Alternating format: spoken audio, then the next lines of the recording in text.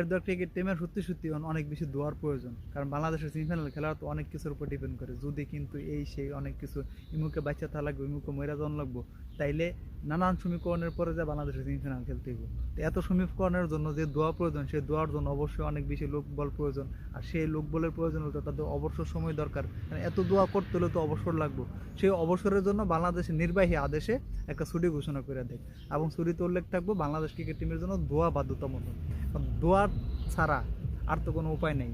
কারণ আমাদের এখন কী করতে হইব, ওই তাকায় থাকা লাগবে ভারত যেন অস্ট্রেলিয়ারা হারায়, তারপর আমাদের লিজেন্ড যারা আছে সুপারস্টার, লিজেন্ডারি সুপারস্টার সবাই মিল্লা আফগানিস্তানটা হারাইতে হইব, তারপরে আমরা খেলবো সেমিফাইনাল। তো আমাদের এত সব সমীকরণ মিলার জন্য যা প্রয়োজন দোয়া, অনেক বেশি দোয়া করতে হইব। তো সেই দোয়া করার জন্য তো সময় দরকার। অফিস আদালত ছুটিমুটি দিয়ে তো আর এটি করা সম্ভব না।